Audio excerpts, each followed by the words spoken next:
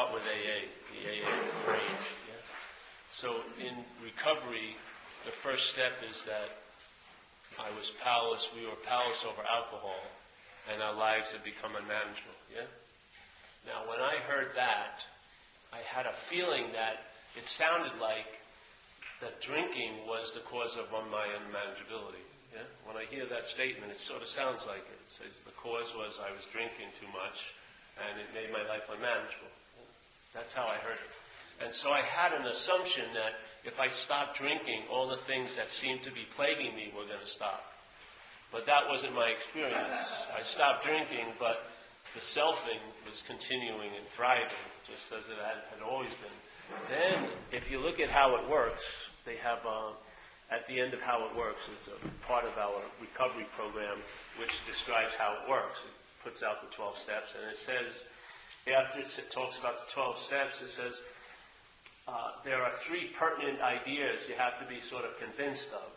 And your experiences before and after being sober, before and after, yeah, being sober will verify these 3 statements. And the first statement is that we're alcoholics and we cannot manage our own lives. Now that sounds totally different than how it sounded to me in the first step. The first step sort of seemed, all right, if I stop drinking and using, everything that was unmanageable will suddenly become manageable, because why it's not manageable is I'm drinking and using. That's the second statement actually gets closer to what I believe is the truth when it comes to addiction and alcoholism, is that, yes, we're alcoholics and addicts, but we cannot manage our own lives. Yes? We are not managerial quality, in other words. In other words, the system that we're relying on, which we call self-centeredness, is unreliable. Like it says in our fear inventory, he says, why do you have so much fear? Which is a really incredible question, yeah, from the guy and the first 100 people writing the book. It's a very large question. They say, why do you have so much fear? And thank God he didn't let us answer, you know, because it would have been novel after novel of stories of why we think we have fear. He says, isn't it because self-reliance has failed us? So, in a sense, if you look at it that way, self-reliance is basically what causes the fear, the atmosphere of anxiety. I don't believe it's fear, because fear is a valid emotion. Yeah? Fear is an emotion that arises in certain situations when there's a threat, an impending threat. But anxiety is like a mental take on fear. And mental anxiety doesn't need a threat to fear, to have this sense of anxiety. It actually makes it up out of nothing. It really does. It thinks about something that's not happening, and it keeps thinking about it, and it produces an effect as if it is happening. Yeah? So if you believe you're going to be destitute next week, or if you have a feeling that, I'm not lovable, so you're in a relationship, and then there's a belief that you're not lovable, so you're going to feel uncomfortable in that relationship because you're waiting for them to find out what you know to be true. He's not lovable. Yeah? So it's all this stuff. And the mind, while obsessing over this idea that this is going to happen, but it's actually not happening. Yeah? But what is happening is the thinking and the obsessing over it. And the thinking and the obsessing over what's not happening produces an effect now. And you feel anxious. Yeah? You feel like you're a little contracted, yes, and your breaths are shorter and your mind's racing. And it's all being provoked by what's not happening, in a sense. By thoughts about what's not happening. Yeah? So it's a perfect example about relying on self. Yeah? Because it's only through being relied on self that what's not happening can seem to be happening to you. If you're not relying on self and you're relying on what we call something greater than self, or the higher power, immediately what happens is you start having the ability to recognize that what's not happening is not happening. Yeah? And so when you recognize what's not happening is actually not happening, there's an incredible pause at that moment, and there's your freedom. From what? What's not happening? Because there's nothing you need to do when you realize it's not happening. Yeah? Except realize it's not happening. You know what I mean? Can you imagine if you were going to a therapist who specialized on anxieties about what's not happening, which most of them are, actually. You'd be going in and paying them tons of money to sort of listen to you speculate about things that aren't happening, and all the anxiety is provoking. He would be, his whole career would come to an end. Like for me, my whole job is to become obsolete. Their job would be obsolete the first session if they just told the truth. Hey, bro, it's not happening. That is the solution. As soon as there's a recognition, what I'm obsessing over isn't actually happening now. What's actually happening is the mind's obsessing over something. That's what's happening. That thing that I forget, because the obsession makes the attention leave the recognition of the obsession and goes to the thing you're obsessed over. Yeah? And so now you believe that's really what you're worried about. But that's not what's provoking the fear because it's not happening. It can't provoke the fear. What's provoking the fear is the thoughts. Yes? And the thoughts only provoke the fear when they're yours. Yeah? How many times has someone come to your house and started telling you their fears about what's not happening? Was it contagious that you had a fear about what's not happening for them? No. They'd be sitting there, hey, I feel for you, bro, but hey, it's not happening for me. I can't really get that engaged in it. What's the difference? Same thoughts could be going through. If I see the thoughts that are going through my head and I see them as Mitch's, I have an immunity to it. The same thoughts, if I see them as Paul's, I don't have an immunity to it. It's not the thought. It's the identification as the thinker. Yeah?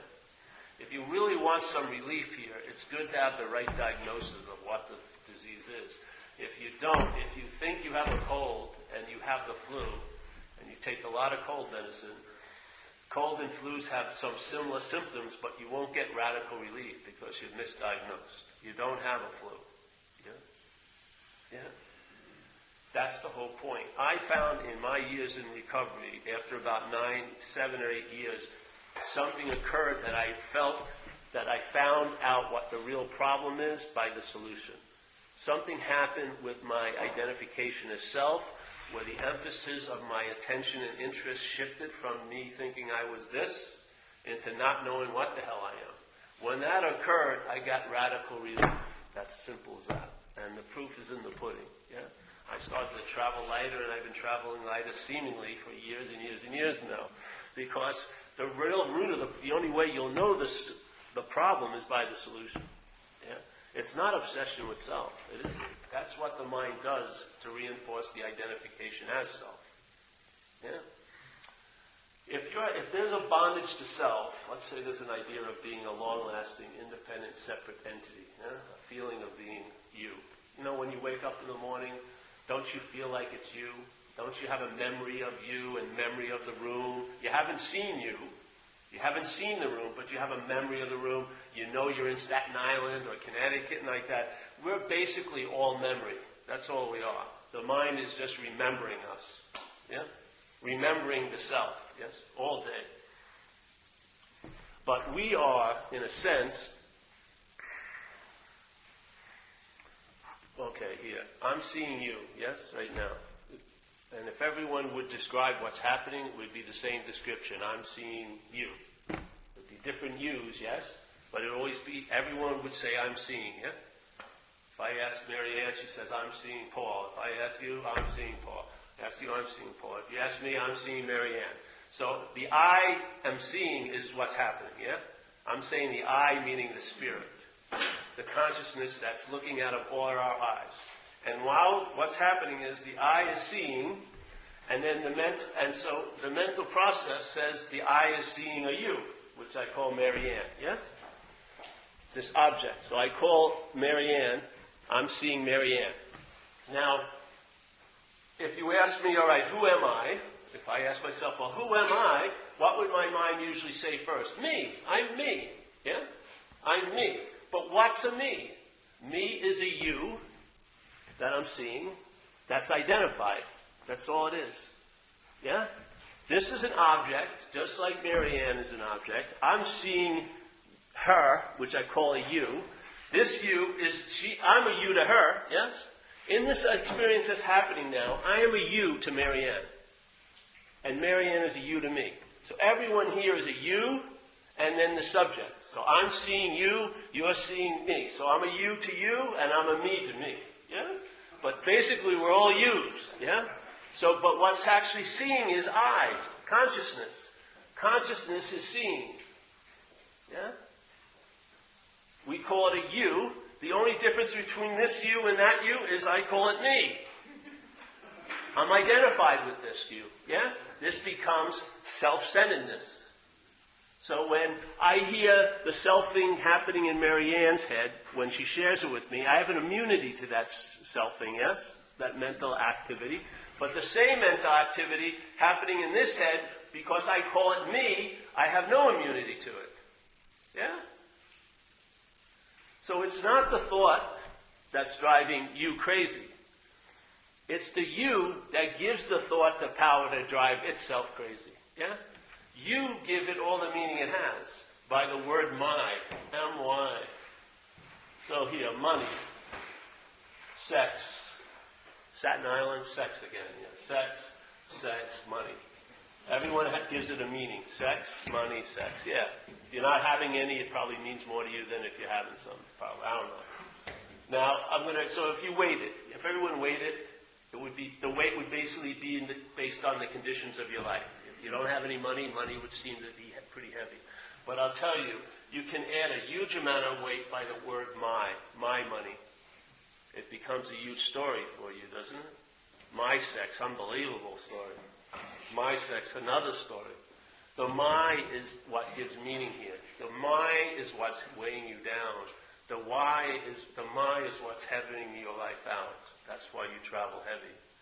Not by the thoughts that are happening in your head, but the thought that says, they're my thoughts. That's the one that gets you. Yeah? So let's say someone talks about their head, selfing. I like to use the word selfing because there is no self. It's a mental process that produces. It's like when you were born, there was no feeling of being a self. They've done research already, lots of it. The baby for about a year and a half has no sense of other yet. Yeah? There's no self or other. If you call the baby its name, it doesn't probably know what the fuck you're doing. Yeah? Because it's just there. Then it develops, a part of the mind, the brain develops, and this mental process produces a sense of being a self. So now the mind, self-centeredness arises, and then your attention and your interest and your awareness gets wedded to that idea of being this, and then your whole life story is told by your head about you in life as this. That's what it does. Yeah? And it becomes my story. And the my is the bondage, not the story. Everyone has a story here, but the my is the bonding agent. Yeah? So it says, please relieve us from the bondage of self. So if you read that statement, it sounds like he's talking about two things again. Yeah? There's us. Please relieve us from the bondage to self. Yeah? So I would say self is a product of a mental process called selfing. Us is, let's call it consciousness or spirit. And seemingly, consciousness and spirit has been bonded to this idea of being a self. Yeah? And we're asking whatever this higher power to relieve us of the bondage to self. What's the bonding agent? Yeah? What is the bonding agent? Because if you're spirit, and yet the idea of being a self is total mental process, yeah? That bonding is unnatural in a sense. So it has to have a damn good bonding agent, don't you think? It has to have a bonding agent that reapplies the glue every day. If not, there'll be too many free samples. You'll see that it's not you. It's obvious as hell most of the time. There's so many times in the day that the absence of self is so dominant. But what occurs is the self arises and claims it and says, I had this incredible experience of my own absence, which it never can have. Yeah, but whatever. So here, the bonding agent. What is it? It's the daily narrative in your head, yes? Isn't there something speaking to you and it sort of sounds like your voice? And sometimes it sounds like your voice speaking to what you believe is you, like a ventriloquist, like there's one dummy and then there's you and then it switches and then the dummy is you and you're having this big thing, yeah? And the incredible thing is it has an alluring trance-like quality because it sounds like you, yeah? that idea of sounding like you is only the vocal cords of this body, why would you make the leap that it's your voice? Yeah? Unless you were identified as a self, unless you were identified as the body, why would you call the body mechanism yours? Yes? So here, I can't even take a shit when I want to. I can't. I'm sitting here, I may really have to go. Or I'm on the plane, I can't have to go, can't go. I can't, if it was up to me pumping my blood, I'd be dead already. If I had to beat my heart, I'd forgot it. Maybe I ate a burrito 3 days ago and I put it in here and I said, I'll get to it on Saturday, I got a big list of what I have to digest. It'd be a lot of work and then a lot of backing up would occur if I had anything to do with running the show of the body, yes? But so let's say you take a shit. And so you look in the toilet and there it is. So it sounds like it could seem logical that you could say, hey, I took the shit. Yeah? There it is. I'm sat here, seemingly I is this, shat, and there's the shit. And so it's that I could see. You could come to that conclusion that, yeah, you had something to do with that. But here, you have a much subtle activity of the body, which is thinking, thoughts, which you can't weigh or see. I can't open your head and see thoughts in there, yeah? Much more subtle than the digestive tract or the pumping of blood, yes?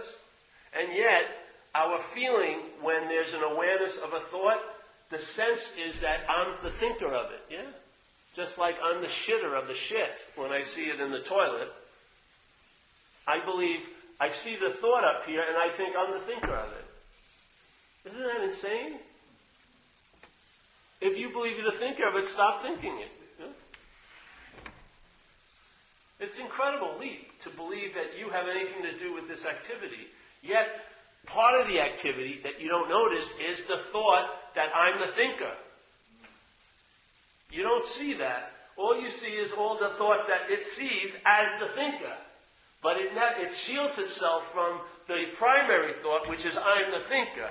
The same thing with feelings. You'll talk to people about your feelings all freaking day, but there's a feeling that I'm the feeler. That's never addressed, yes? There's always this point that we take ourselves to be the verb of living, and we make ourselves a noun. I'm the one that's seeing. I'm the one that's hearing. I'm the one that's feeling. I'm telling you, if a bird flew in this room and your eyes were open and they were pointed in the direction of the bird, you see the bird. If you had sworn your whole life you never wanted to see a bird, you'd still see it. I haven't seen a bird in 20 years, you'd still see it. If your eyes were open looking that way, there would be a seeing of it, yeah? The mental reaction is later. It happens after the fact of conscious contact. Life is conscious contact. The interpretation of life is the mental realm.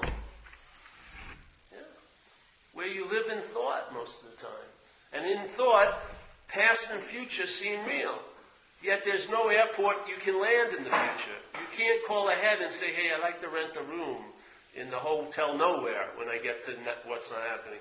There's nowhere to go. And the same thing in the past. You can only seemingly travel there in thought, and yet if you look at the surveillance tape, you haven't left where you are as a body. You've just gone there in the head, yeah? And what happens when you go to what's not happening? Which is not happening. Your mind brings back a product.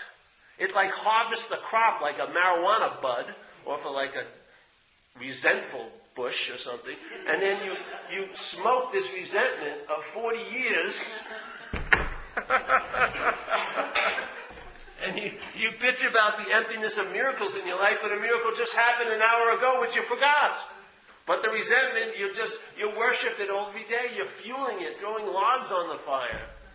Yeah? Because why? In the past and the future, your thought system, which we're relying on, yes? The head is our navigator here. It's telling you what you're like, what you're going to be like, what they're like, what the world's like. Yes, it's informing you of everything. That thought system pictures you as a body. It does not picture you as spirit. It does not picture you as a spirit. When this thought system thinks about you, it thinks about you as a body. When you think about you in the past, how do you view yourself? As a body, yes? When you're worried about what's going to happen to you in the future, or to another you in the future, you're worried about a body. Yes? The thought system that we're relying on, which in recovery it says it's unreliable, its take about us is that we're bodies. Yeah? When that becomes your primary condition, the best you can do is have a spiritual experience. Yeah? And hopefully try to manufacture a spiritual condition which is so opposite to the physical condition. And maybe try to graft on some spirituality so that you, as a physicality, will feel better. Or go do some path, or do this, or do that. But the biggest rub of all is never addressed. The identification as being a body. Yeah? The body, if you attempt to become spiritual as a body, it's going to be a long, long journey. Because the body is never going to become spiritual. But if you recognize you're not the body, you may get a free hit that you are spirit. And then the spiritual condition is more a form of expression than a discipline. Yeah? Yeah. And then you have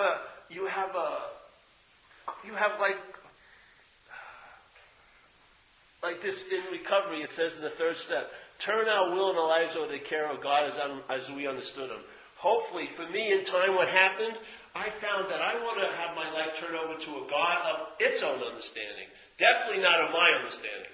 Because my understanding is going to make it a very weak, small God that's going to be infrequently arriving exactly at the wrong time. Maybe it'll get me a parking space at the meeting or whatever. Or maybe I'll have a month-long relationship or something. Not flip out the next picnic. But I'm going to be doing what they talk about in recovery, which is the how and why of the whole program. The how and why is a comprehensive statement. And the how and why of the whole program is to quit playing God. Yeah? And what happens with this is we play God with God. Does God inform you how close He is to you, or do you inform yourself how far away you are from it? Yeah. Now, if something's telling me I'm far away from God, and I'm believing that, I would say that's playing God. Yeah? Yeah. So, if I entertain that a power greater than myself, of its own understanding, I'm constantly surprised. Yes? Because it has a much larger, expansive view of what I could possibly be here. You know, it's sort of like surrendering to letting life imagine what it wants you to be. Instead of you imagining what you want life to be, why don't you let life imagine what you want to be? What you are. Yeah, just check it out. So there's a freedom in it. There's a spontaneity, there's a immediacy of it. When the identification as self is seen not to be you, you have immunity to thought, yes? When thought's not triangulating you, because thought pictures you as a body, so it's constantly picturing you somewhere at some time. Yeah? Most people's moment, what they call the present moment, is just a mental moment. It's a conceptual idea of the present, bookended by past and future. So the mind is constantly picturing you somewhere at some time as a body. All the time. That's what it does, yes? It's picturing you. It's remembering. Re means to do again. It's remembering you. The mental process. But there's a seeing prior to it, right? Right now, everyone in this room, there's seeing, hearing, feeling, tasting, touching. That's prior to the mental interpretation. Yeah? Seeing is not seer and seen, it's seeing. Yeah?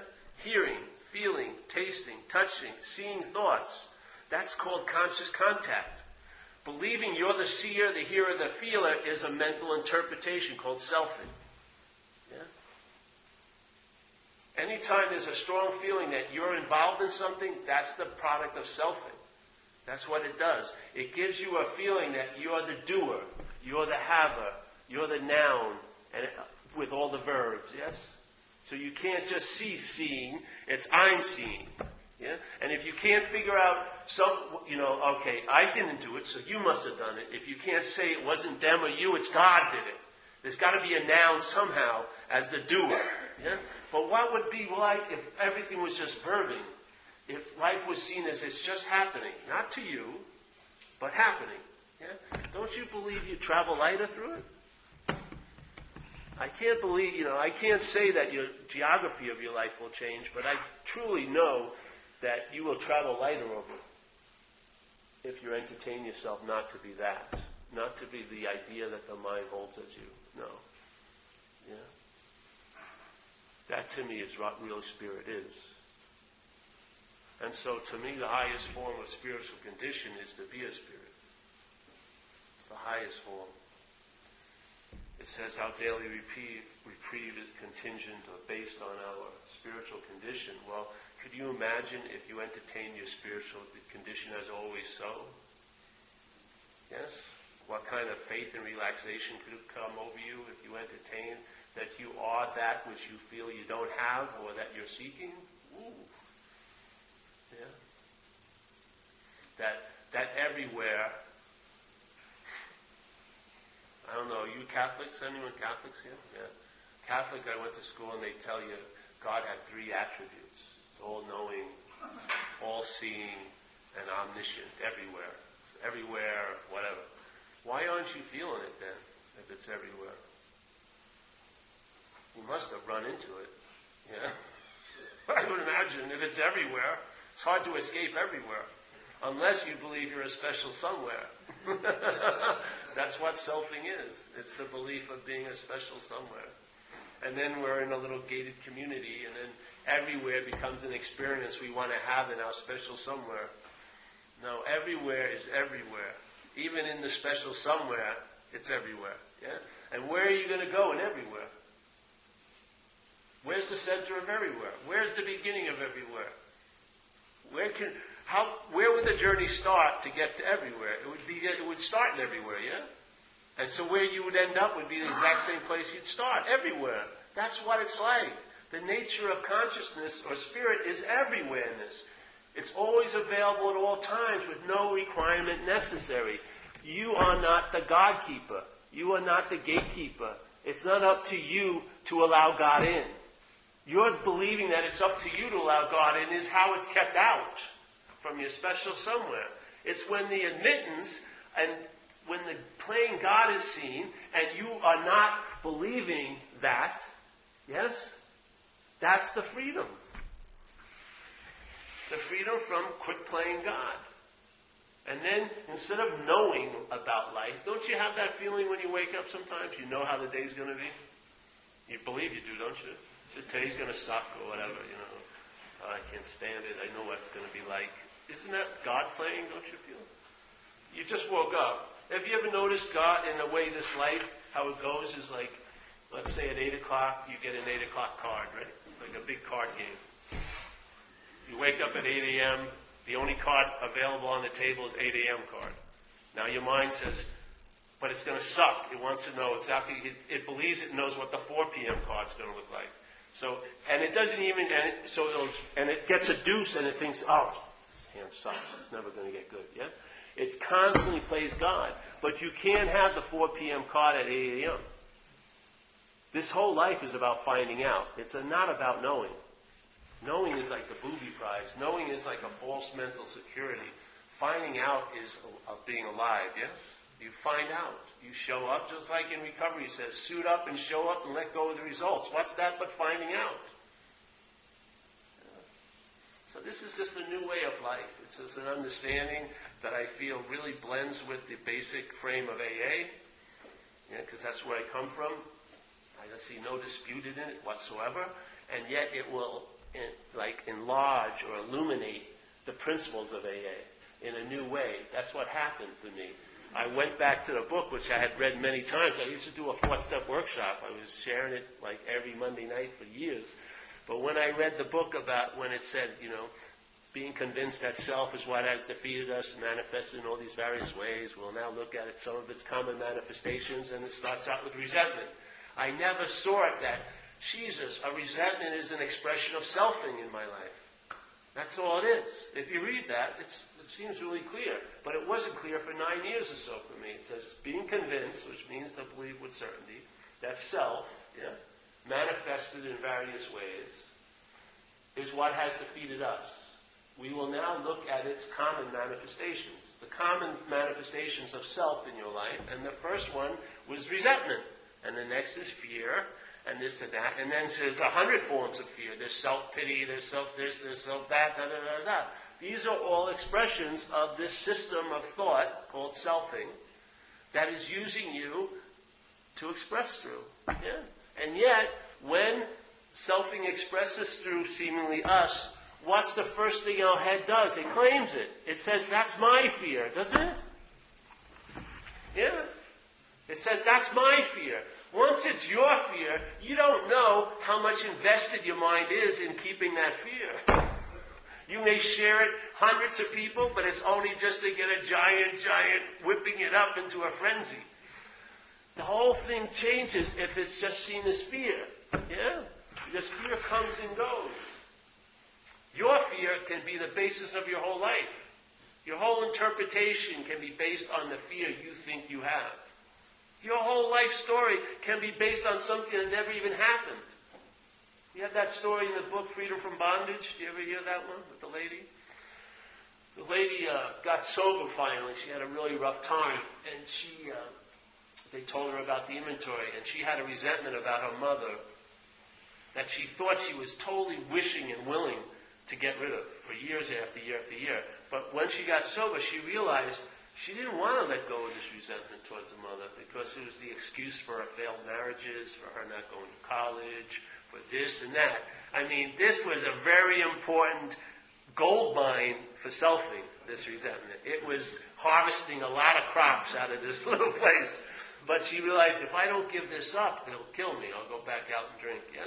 But she was under the illusion for years that she would do almost anything to get rid of it, which was total baloney. This is all selfing.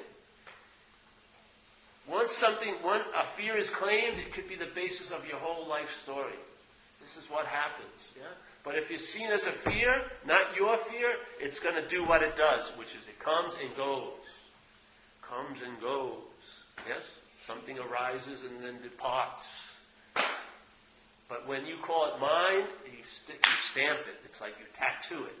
And then its orbit comes all around. It never leaves the orbit around you. Everything, all these things. And then you're thinking, why do these thoughts keep surrounding me? Whatever. But it's your gravitational field that's keeping them in place. Yeah? If I'm not planet Paul and that drops out of the solar system, you'll see the thoughts will go.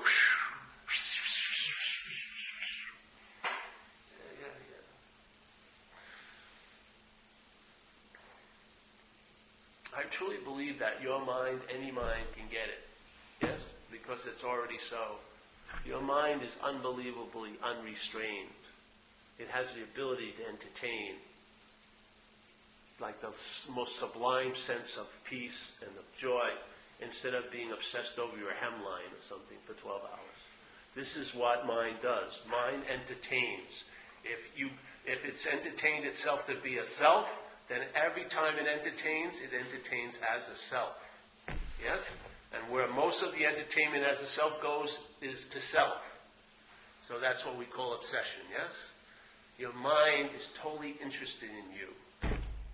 That's why it represents every day you go home, and the mind represents, if I wouldn't have done that, if I did this, everything would have been great, and I know it would have really been great. Yeah? I really believe it. It's just like when you want something. Do you ever want what you have? It's always what you don't have, because it produces exquisite suffering. Mind doesn't want what it has. It wants to want what it doesn't have so it can miss it.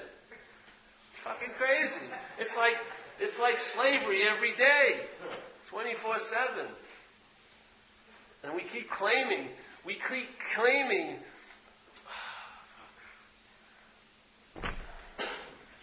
being convinced that self, manifests in various ways, is what has defeated us. We will now look at its common manifestations in our life. Resentment's the number one offender. How is it that it can express so much in your life? Yeah? How is it that most of your life is filled with the expressions of selfing? Anxiety, fear, resentments, yes?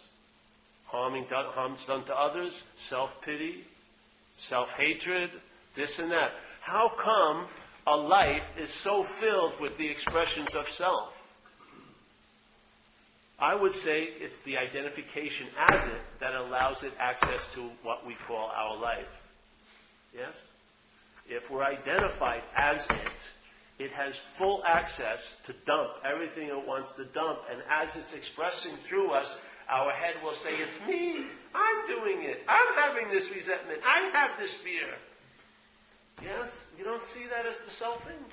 Yes, people see me and they go, oh, I was selfing today. No, that's the selfing. The selfing is that there was a feeling, there was a you selfing.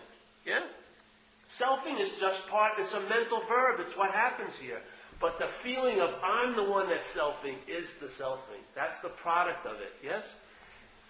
When your mind's going off about you or about someone else, yes, like you're feeding a little fire and you're acting as if you don't have a resentment, but there's something that's been hurt, yes? And it's going on and on, it's throwing these logs in there. And then you feel like, oh, I recognize that, but you don't recognize it because there's a feeling that's you that's recognized it. That's the selfing. It's not what's recognized as the selfing, it's the feeling that there's a you that's recognizing it. That's the selfing. That's the bondage to self. You know what I mean? The whole story from this bondage to self is that you're the doer. So anytime there's a seeing of something, and if there's a strong feeling, I'm seeing it, that's the selfing. That's the true bondage. The true bondage is not what you think. You're thinking, oh, the selfing is bonding me. No, it's the belief that it's you that's being bound, or that there's you that's doing it. Yes? The selfing is the noun. Is that you become an object that either is doing something or having something done to. That's what the selfing is. That's the bondage to self. The bondage to self is because life is all about verbing. The bondage to self is you're a noun, that verbing is happening to you, and you're doing it. Yes? That's the whole story of being a self here. That's the bonding agent. It's that feeling. When something is seen, I don't have a feeling I'm seeing it. That's the relief. There's just seeing of it, yeah? I don't have the feeling that I'm seeing it. Because then I'd make a story that there was a time when I wasn't seeing it, and now there's a time that I am seeing it. It's all selfing. There's just seeing. Yeah? Seeing like this, just now, just like this. Dog shit awareness, constantly. Oh, I got aware. What did I do to get aware? I must have done, oh yes, I practiced that, I went there. That's what did it. I had something to do with it. I knew it. This is called playing God. Yeah? When that gets stripped down, it's just seeing, hearing, feeling, tasting, touching, and the mental reaction will take things personally, and I'm not that. I'm not what takes things personally. There's the taking of things personally, but I'm not that which takes it personally. Yeah? It's not like, oh, I had to live my whole life never taking anything personally. That's selfing. It's just a recognition, I'm not what takes things personally, but there's a lot of taking things personally going on. That's the freedom from what? Self. Not from taking things personally, but from self. You want the freedom from the bondage to self? That's the bondage to self. Not the verb, taking things personally and not taking things personally, but the noun that's doing it or it's being done to. The noun is the root of the bondage, yes? Not the verbing. The mind's going to go off at times. You're going to feel unease at times, and you're going to feel greatly open. But neither of them prove that there's a you that feels greatly open or at unease. Yeah, that's the freedom from the bondage. It's not like my head just became good all of a sudden. You know, it just...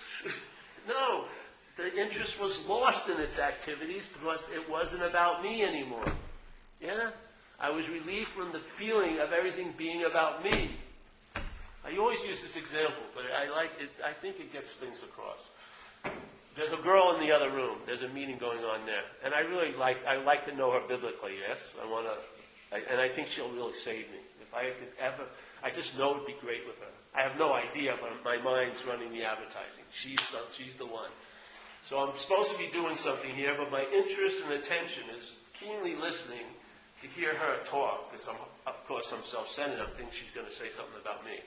And maybe I can say, hey, she likes me, I can ask her. Because I definitely don't want to get rejected. No. I'm not even going to try to ask her unless I feel I have, the bet is hedged, so to speak. So then, listening, and people going, Paul, there's a talk, And I go, yeah. But I can't seem to stop listening. Someone throws a book, How to Stop Listening to Conversations in Another Room. I read a few pages. No. That. Then I hear a talk, and she's talking about Matt. As soon as I hear it's not me, what happens? I lose interest in that conversation, yes? Do I have to take a workshop on how to lose interest? No. As soon as there's a realization, it's not about me, I lose interest in it. That's exactly what happens with selfing. When you entertain, which I'm just humbly offering you an invitation, to entertain the possibility you're not a self, if it's entertained, it just may happen that the mind will lose interest in the selfing because it will have entertained, I may not be that. Yeah? And as soon as it entertains, I'm not that, and it gets a little bit of an inkling that could be so, what happens is interest and attention leaves the obsession with self and starts doing what it does. I don't know what it will do, but I bet you it will enrich in your life a lot more than when it's up the ass of self all day. Yes? That's what happens. If you see or entertain, just like I did, no, I didn't do it, but let's say it here. What we're attempting to do is offer you an invitation so that mind can maybe just, instead of entertaining everything as a self, it may entertain, I may not be a self. If it entertains, I may not be a self, and it hits a nice chord, what happens is the interest and attention will be unbonded or unwed to that obsessive fixation on you, and your interest and attention is what will enrich your life, how it's spent. Yeah? And it may rest in spirit instead of on things all day. You as the primary thing. Maybe it will rest on no thing. Yes, it just possibly be. And if it does, what will happen is the fixation on me and you and this and that will shift to the background, and then there'll be the sense of space or spirit will be in the foreground. Yeah? It'll be the dominant emphasis of your life, and you'll travel lighter through this place. Yeah, it's really, shit.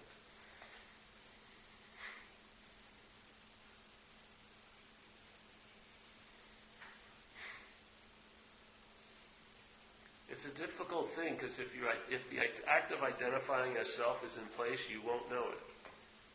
That's when it's working. If it's working, you won't know it. That's what happens. Yeah? But you can get a flavor of it by the language happening in your head, because you'll see the thought system is constantly talking about you as the verb, as the noun, as the doer, as the haver, as the this, as the that. When you start seeing the verb, the system of thought, and how it pictures you, yes? When you see that, you mustn't be that if you see it. If you see the system that is producing a self, you're not the self that it produces. You're something prior to the production of self, because you're seeing it being produced.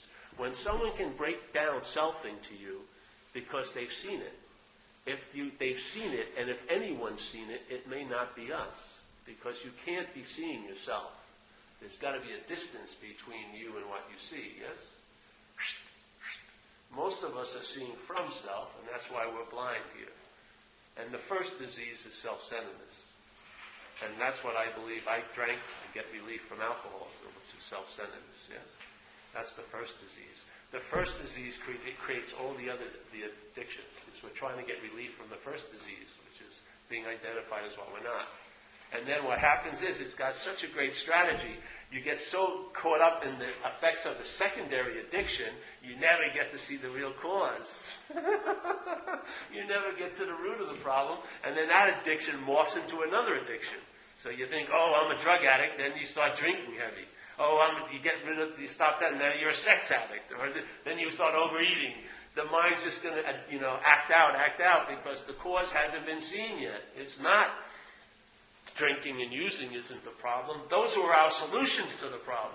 The problem is identification as self, spawning all these needs to get relief from it. But you can't get relief from it as it, because all you'll do is get relief for it. And it's a glutton for relief. It'll just keep eating relief and relief and relief and relief, and it's never satiated. But the real relief is from it. By entertaining, I may not be that. And then you get relief from it. I don't know. For me, it's a whole different view of it, and it's worked. So, and you're my tribe, and I'm beholden to that for some strange reason. And I found that people, even if they just get the idea of what's not happening, it helps them a lot. Because most of us, what we're identified as, we're in that mental realm of what's not happening all day. So just to entertain that it's not happening can be great. Yeah? Yeah.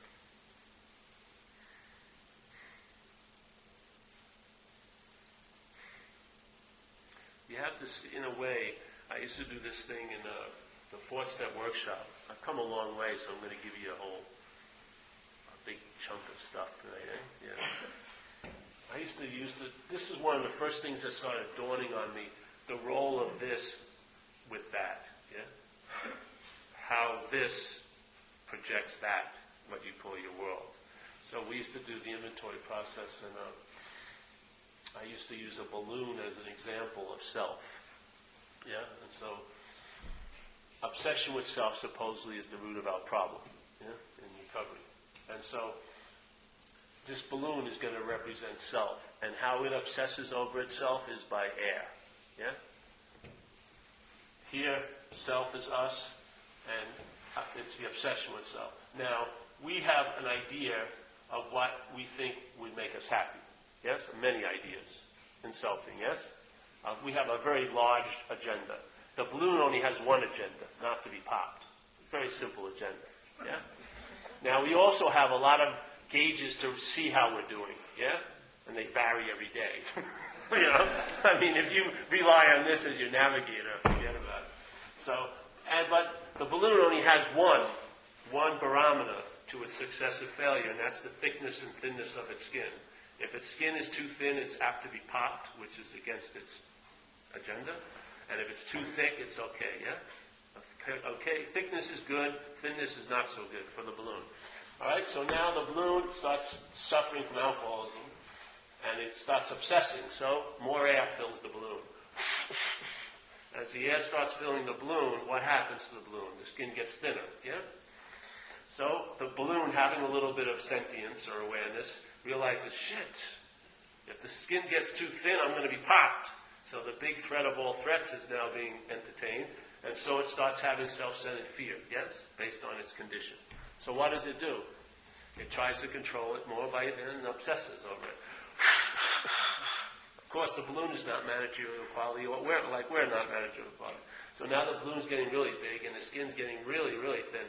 Now the self-centered fear is exaggerated very strongly, and it starts looking around its environment, and it starts having resentments towards things that it believes can pop it. Yeah? So it looks at the exposed light and says, if I hit that light, I'm popped. So it starts resenting that light. Yeah? Someone's smoking a cigarette. If I hit that cigarette, I'm a goner. Starts resenting that person, the cigarette tip, and the sharp angle of the thing. Yeah? So now it's in a lot of fear, and it's resenting its environment. Yeah? It's looking at things as threats all day, and a lot of anxiety. What does it do? It thinks more about the situation. The balloon is really big now. The skin is really, really thin. Tons of self-anxiety, yes? Woe is me all day. And now, not only does it like the light, it doesn't like the electrical company, yeah? That let the light go on. And Winston-Salem for all the cigarettes it's ever made. And just blanket resentments. And this is the condition we find ourselves in with untreated alcoholism. Yeah? Now, what happens? Like it says in the book that the 12 steps are there to deflate the ego in a way. The 12 steps, we do these steps, and what happens is some air gets let out of the balloon. When the air gets let out of the balloon, what happens? The skin gets thicker. As soon as the skin gets thicker and the balloon becomes aware of it, what happens? The self-centered fear drops. Yeah? Now it's not looking at the cigarette as a threat, nor the light. So the resentments recede. And you have to see that the sense of resentment or expressions of self in your life are based on the size of the balloon. If there's more untreated alcoholism, the more anxiety and more fear you're going to be in, and resentments you're going to have. Obviously, because the selfing is going to express as your life. If the obsession gets relieved, which is if you lose interest in the idea of being self, air comes out, the skin gets thicker. What happens? You thought there was thousands of resentments out there. Now there doesn't seem to be any. There wasn't a resentment out there. You projected the resentment. Yes? And the fear isn't caused by outside. It's produced by your view of things. And if your view is of self, you're going to be in a lot of anxiety. Because you believe in time. Yes? You believe, oh, it's great now, but it won't be later. How can you enjoy anything? Really, how can you enjoy this moment if you think it may not be this way next moment? Yeah? You're going to have anxiety about the peace. The peace of the moment will be used to produce anxiety. Oh, this was great, but it won't be later. Your whole life was about, I can't wait to have a great moment. Then you have it, ooh, but it won't last. You have to see the insanity of it. I don't want to have any correction in it. Just see it as not you. If you see it as not you, if your interest and attention leaves it, it becomes like a papier-mâché production. Now it's technical because it's your own mind that's given it all of its life. By believing it's about you. This is the way it is to me. No, it isn't. Shit, it's made up. I did this one thing, anyone had blackouts here? You ever have a blackout? Oh, not lately. That's good. Not lately. Well, I had this strange idea about blackouts. In recovery and drinking, you hit a point sometimes when you're saturated and you black out seemingly for 12 hours and 15 hours and stuff like that. But actually, my little take on this is that I actually was much more successful in blackouts than I was when I was conscious. I was getting run over by cars and shot at when I was conscious, but I went out with nice women when I blacked out. I just wake up, wow, beautiful person. So what happens, in a way? You get to a certain point, and then it seems like something occurs, and this shuts down, and then 14 hours later, you come to and you remember, yes? But for 14 hours, you were totally interactive with life. People were traveling, buying tickets, doing contracts, probably getting married in blackouts, And the person who thought they knew them best never saw the hitch when there was the blackout occurred. It wasn't like Paul stopped. What I believe happens is the mental process just set up another clone like Paul, yeah? And that Paul felt like it was the historical Paul. And then after 13 hours of being Paul, the bigger Paul arose again, and to clean the tracks of its irrelevance, it had to make a sense of being blacked out. I wasn't there for 13 hours. No, there was another representative of you called Paul that thought it was the historical Paul and probably was much better at certain things than you are. But see, the fact is, if there's two Pauls, there can't be any Pauls. Yeah? The mental process produces the sense of being a Paul. And it will produce another one in a blackout. Yeah? And that Paul will think it's Paul just as much as the one that comes back thinks it's Paul. I love it. Because if there's two, there can't be any. Yes. And if you're not that, there's a freedom involved. There's a freedom involved in not being that. A sweet, sweet freedom. It will express itself and manifest in so many ways that will surprise you. You won't believe what you thought was important is so unimportant. It's like it economizes you. You just travel later. So, I would love to see in recovery, the idea of just entertain the idea maybe, not to exclude all the other roots of the problem, but maybe as another option, that the root of the problem could be identifying yourself. Yeah? And then doing an inventory process as if you're looking at a foreign installment and you're writing its expressions out instead of claiming them all to be yours. And maybe sharing with another person and telling the truth about it because you'd be truly fearless and thorough because it won't be you that you're talking about. Yes? And then maybe, just maybe, you'll see a radical shift in one's life. And then you'll know the problem by the solution. You'll know the problem by the solution. By the absence of self, you'll realize it's the presence of self as me that's the seeming quote-unquote problem. That's it. Yeah. You'll know it by its absence. You'll know it as the problem by its absence. And I'm telling you, humbly, that it's always absent. It's only made up to be present mentally. Yeah.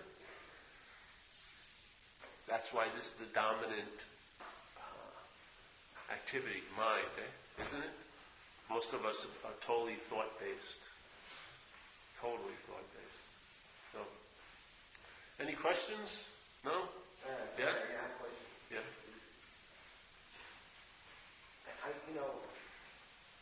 The thing that stands in my way a lot is that, I did these steps, and at one point, really rigorous way, got a lot of freedom, and saw things happen in my life, and things changed for me,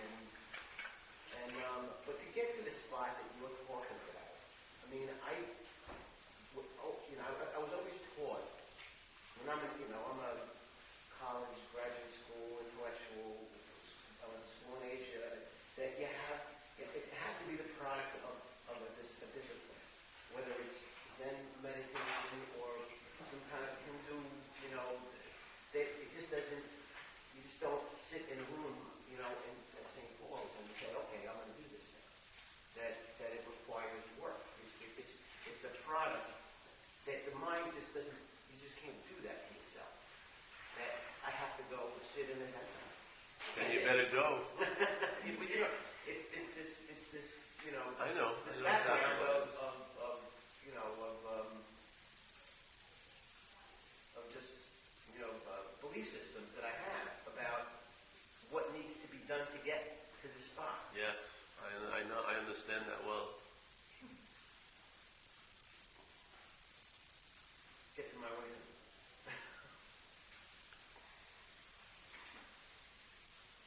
It's a fundamental dynamic. We talked about it earlier. Doing and having is one of the main systems of self-centeredness. It takes itself to be the doer and the haver. I did them. I didn't do them, but there was doing of them, yes. And they failed miserably on one level. You can't produce a causeless state by activity. You cannot produce a causeless state by activity. You cannot achieve it by effort. It's not attainable because it's not unattainable. Yes?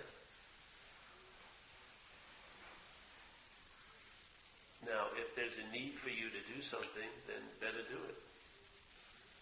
And then hopefully the best value that thing that you need to do will probably give you is that you need to do nothing after you do a lot of it for a while. So it will serve you. It will. You can't help but serve you. You'll get exhausted by seeking, and then the seeking actually was valuable because it brought about an exhaustion. So that the mind cracks open and then has a free sample of its real unadorned nature instead of doing and having. And, you have to look at it. Look at this place here. Even in life, we call it spirituality a journey, don't we? What goes on a journey? The body. Yeah? Does spirit go on a journey? Where would it start? How would you recognize it was on a journey? What? Where to go? Exactly. But see, the sense of a spiritual journey is coming from the narrative, from the system of being a body, yes? It throws everything in the light of doing and having. That's what it does. That's its nature. Its system is you're the doer and the haver, or others are doers and havers. So for you to have something, there must be doing to get there, yes? But what you are isn't something to be had. That's the dilemma with that system. When what you are, which is an innate condition, let's say a prior condition, is what you're trying to do and have, it will probably defeat you in the process. Because you can't do and have yourself into a prior condition. You're already that condition. Now, if you need to clean some stuff up, Then sitting, do that and do this, whatever. If that's what you feel you need to do, because it's, in a way, you have a large amount to do with it. If you really believe you've got to do something, then you'll make it very unavailable if you're not doing something. Your mind will make what's obvious not available, because you're playing God. Yes? So you will set it up that, yes, you have to do something, so get on doing it. And then hopefully you'll see the God planning in it, and then, whatever. Yeah? Yeah. I'm not saying this is just an invitation. We're just trying to see, yoga, yoga, they have postures you sit down in, right? And tons of different postures. The mind is like in this mental yogic posture called self-centeredness, yeah? It's all coiled up. And it's been in this posture a long time, in this place of time and space. It's very habitually locked in here. We're just trying to tickle, let's say, a little point that's showing it under here. And if it gets a little jolt, which I like to call a bitch slap, yeah? A little startling in, it will come out of the posture and it will get a sense of its own nature, which isn't defined by the mental posture it's in. It's prior to that. It's the seeing. Mind reflects. That's what it does. It reflects, yes? Its inherent nature, as they would put it, is empty. And that's why a mirror works, because there's not a prior image in the mirror. Yeah? The mirror reflects. Yeah? So therefore, everything is seen in the mirror. Why? Because it's an empty image. So anything and everything can be seen because of its emptiness. Mind is like that. The mind is empty of being an inherent person or thing, and in that no-thingness, it's totally empty, and then manifestation can appear and reflect in it. Yeah? What would happen if you and I were like a mirror, and our attention goes out, and the attention, and then when it comes back, it hits the back of the mirror, which is the picture of you. Your identification as being this. Yeah? What would happen if, so here you are, your attention is going out, and having contact, and then it goes back to you. So let's say you have thousands of experiences, but it's only you experiencing it. So thousands of things you meet, but it's only you that met them. It's insane. It's like this self-centered looping. What would occur is if I'm not this, that attention would go right into that, the space. That's like infinity. And you'd have a feeling of spaciousness while you were looking at things. Yeah, instead of thinking it's me looking at things, and I'm in relation to this, with this thing, and all this mental heaviness, you would see a feeling of lightness because you'd feel the attention, instead of the attention going boom, hitting this all day, going through, total circle. You feel, don't you ever feel it when you do service in AA? You get out of yourself? Yeah? And like being, though, right? Yeah, exactly. So you get out of yourself. What happens when you're out of yourself? You feel available, right? You feel bigger, don't you? Lighter, whatever. All that is you're getting out of the loop of self-centeredness. Attention is not boom. Yeah. And once you get out, see, for me, we have to do service if you think you're in self, yes? So you do service, you get out of self. What happens when you're out of self? You're available, obviously. What happens when you're available? You're of service, yes? You're of service, you're available. Then you feel a presence, right? We call it a higher power or something. What would happen if you are the presence? Not the one who's experiencing the presence, but you are the presence that you call an experience you're having. That presence means you're available, and if you're available, you're of service. So now it's not predicated by an action, it's a state. Yeah? You're living in a state that on the presence, therefore you're always available and you're of service. Instead of taking yourself to be a singularity, who doesn't feel presence, who's not available, so he has to do something to sort of manipulate a sense of that availability and presence. Yeah? Which means it's going to be infrequent because it's going to be based on if he does it or doesn't do it. So he plays God with the presence. Yes? But what would happen if you entertain you're the presence? It would short-circuit the God playing because the presence would be always available at all times and you'd be of service. Yeah? Instead, now, but then it switches, and so here you're God, and now you do something to feel available and to sense a presence, only not to feel the presence and the availability. Yeah? And then having to do something again to feel it, that's God playing. Constantly. Yeah? Isn't it? So you're passing judgment. I don't feel the presence, and therefore I got to do something to have that experience of the presence. When presence is truly always available at all times. So I would say it's so important for your God to be playing God. It has to make what's always available at all times infrequent and based on what you do or don't do. That's incredible. To subjugate God or presence to be a servant to your mind based on what you do or don't do, you're going to feel it or not, that is a high level of playing God. Fucking yeah. There's going to be hell to pay. Voila, as we well know.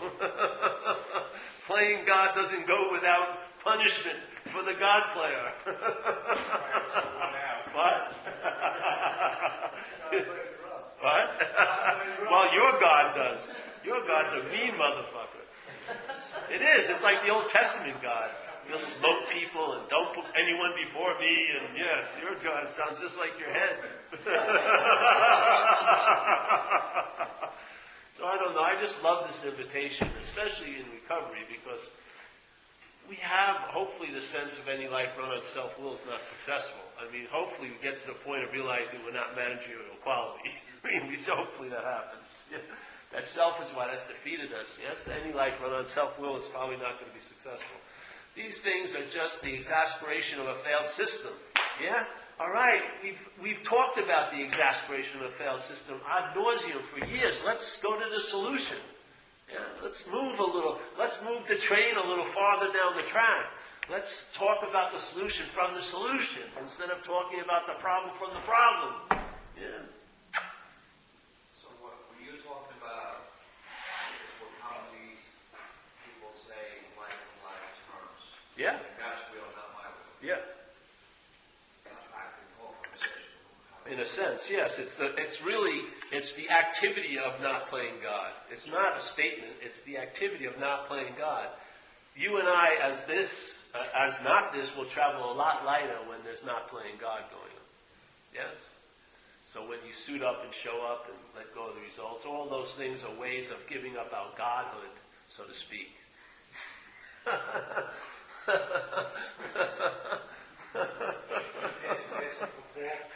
Pay no attention to the man behind the curtain.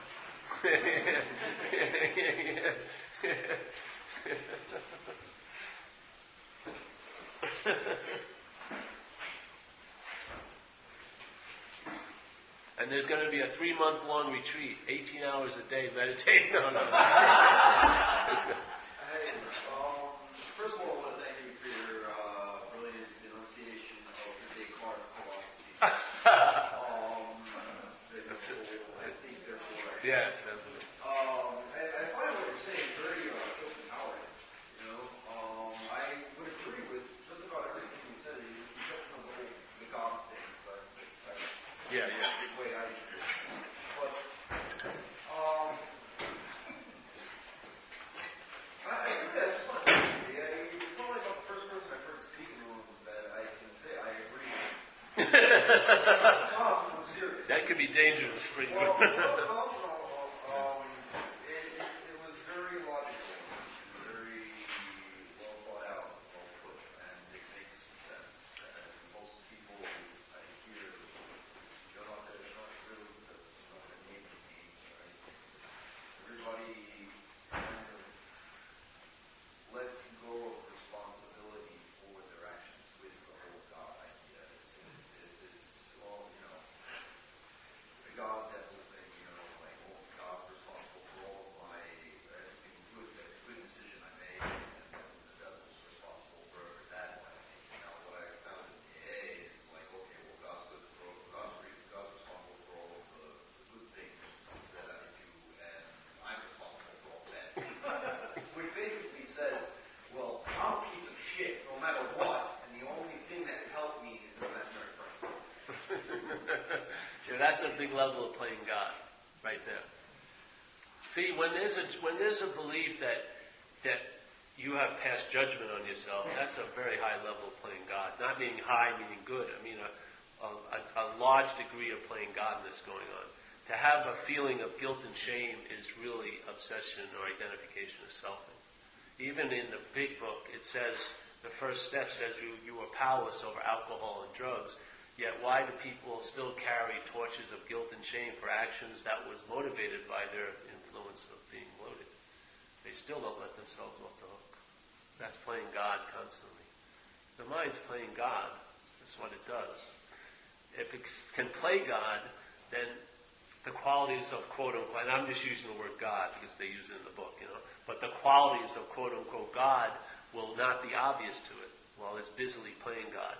When there's a surrender of that, then you find out what life imagines you to be. And it's a whole lot different than your mind's take on you.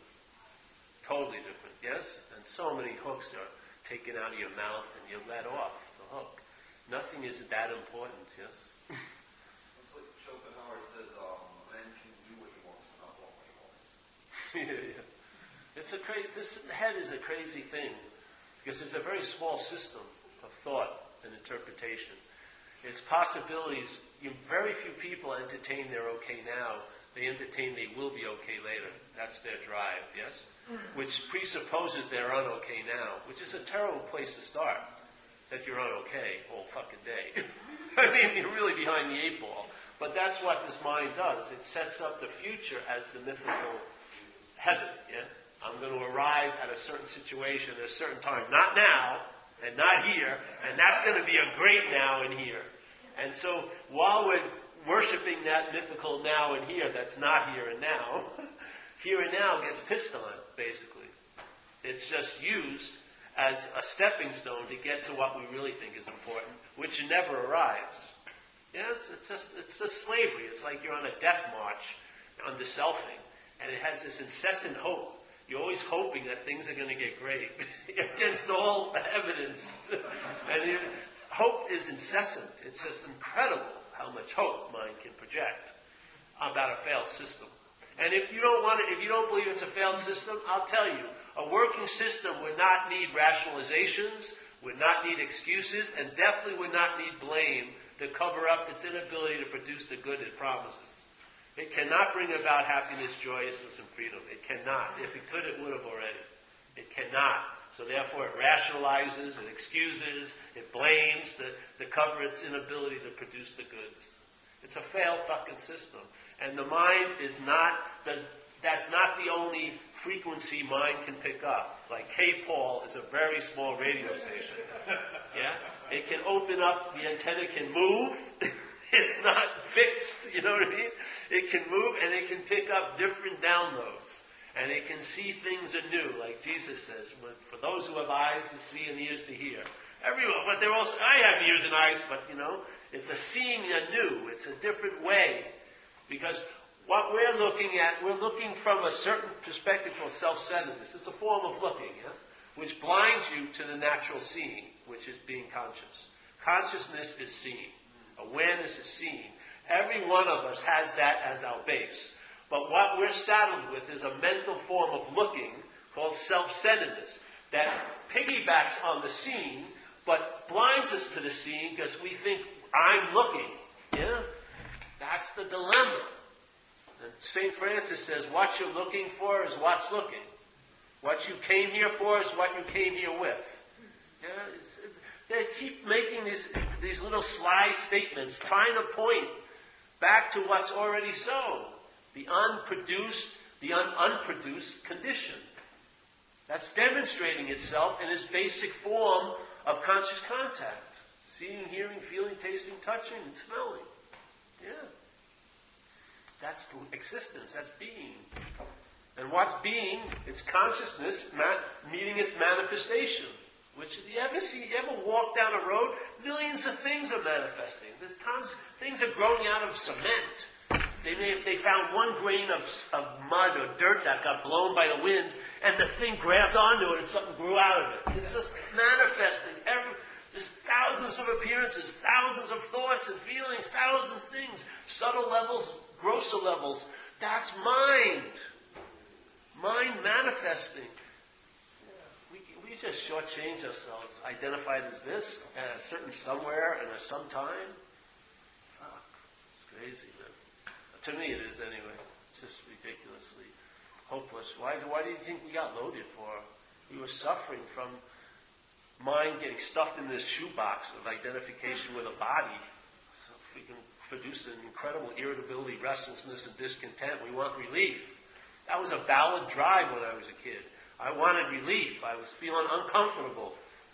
Yeah? What a weird statement to have, most of us, that we're uncomfortable in our own skin. I mean, the only skin, if you're identified as this body, that's the only skin you're going to be in.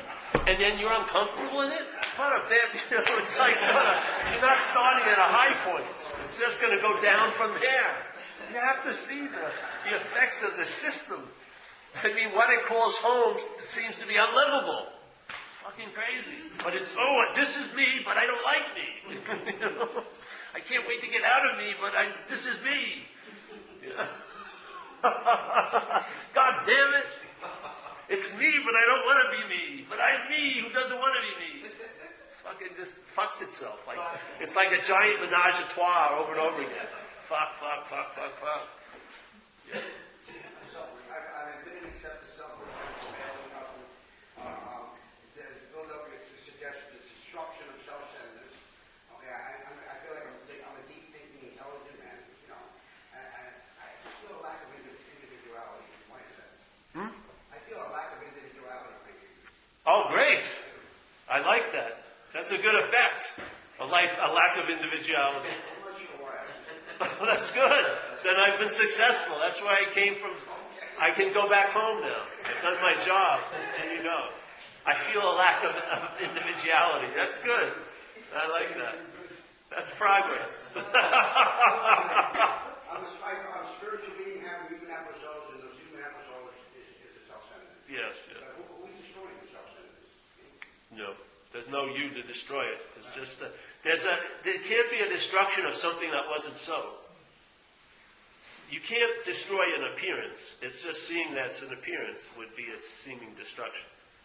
So it's just an appearance of mind, selfing. There's no self. There's selfing. So when you see it as that, there's nothing to destroy. It's not you. You know? That's the good news. Hallelujah. Well, what else is going to happen now? Are we done for the night? I got a hat. I can go home. I think that's going to happen. Kidnap you, but you wouldn't be going to Jersey. No, you come there tomorrow. How's that? Will you do that, Mitch? You make that effort? Sure. We can go out and have lunch and hang around. I want to get you out of this area anyway. We want to take him out of the Petri dish of Staten Island. Yeah. See how, I want to see you in a new light, a New Jersey light. No, I have a fondness for Mary Ann and her compound too. Yes. All right, we'll end with the Serenity Prayer. Hey, I also have shirts. Anyone interested in the new shirts I have? Zen Bitch Slap shirts? Oh, yeah. I have new Zen Bitch Slap shirts. That's the name of the website.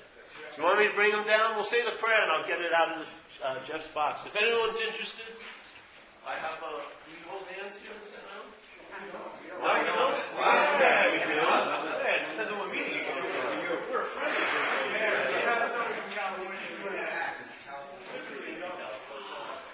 It's a good thing. We can pretend everything. So the Lee version of the Serenity Prayer to God.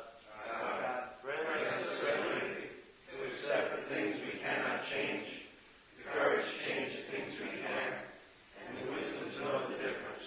Keep coming back with words. That's what we say.